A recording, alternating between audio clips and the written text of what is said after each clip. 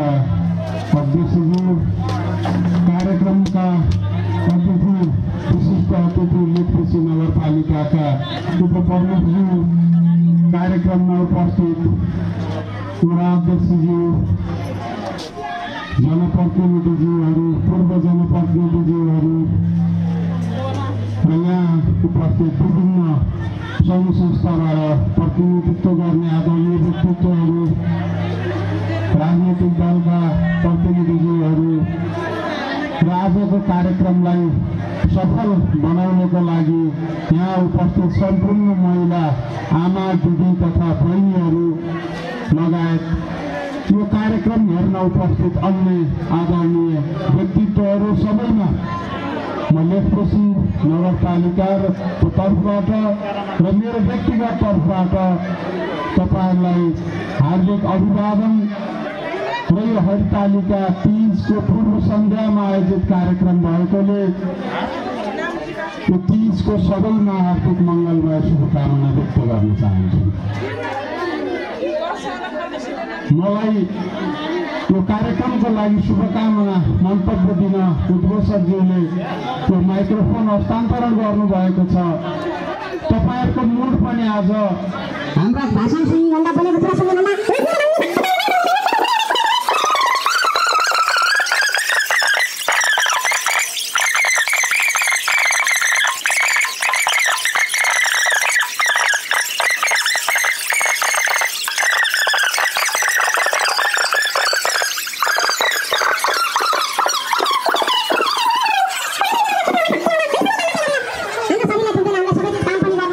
मनोरञ्जन पनि गर्नुपर्छ।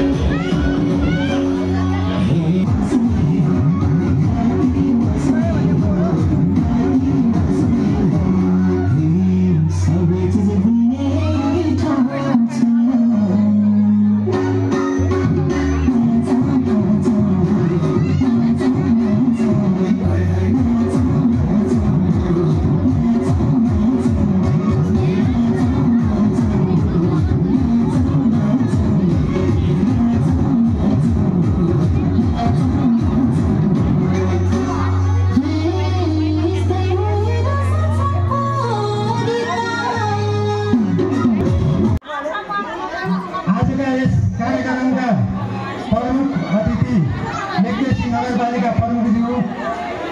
यसै गरी विशेष अतिथि लेकमेसी नगरपालिका उपप्रमुखज्यू, विशेष अतिथि लेकमेसी नगरपालिका वार्ड नम्बर 9 का वडा अध्यक्षज्यू, यसै गरी विशेष अतिथि लेकमेसी नगरपालिका वार्ड नम्बर 9 का जनप्रतिनिधि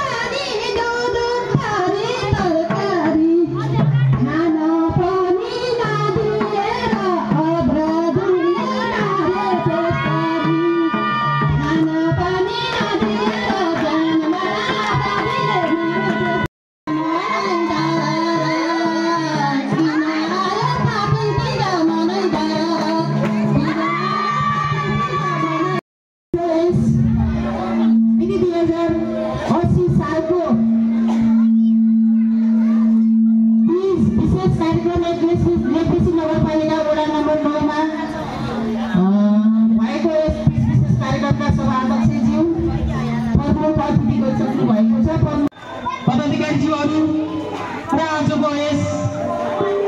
तीज विशेष कार्यक्रमलाई हर्ष उल्लासका साथ भव्य र सभ्य रूपमा सम्पन्न गर्नका निम्ति उपस्थित हुनुभएका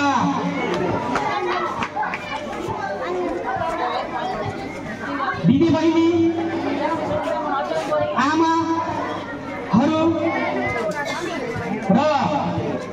सहभागी हुनुभएका दाजुभाइ तथा दिदीबहिनीहरूमा सर्वप्रथम मेरो व्यक्तिगत तर्फबाट र लेकबेसी नगरपालिका वडा नम्बर 9 को तर्फबाट म न्यानो अभिवादन र नमस्कार टक्राउन चाहन्छु। आज जुन लेकबेसी नगरपालिका वडा नम्बर 9 ले जुन सङ्घर्षमा आइसकेको महान पर्व महिला हरितालिका 30 लाई लक्षित गरेर जुन हाम्रा चेलीहरूलाई एउटा सहभागी गराएर वर्षभरि का वीर मर्कालाई एउटा विसर्जन गर्नका लागि वडा सरकारले थोरै भए पनि जुन योजना बनाएको थियो र वास्तवमा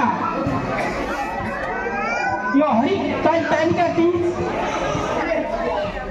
जुन परम्परागतदेखि नै एउटा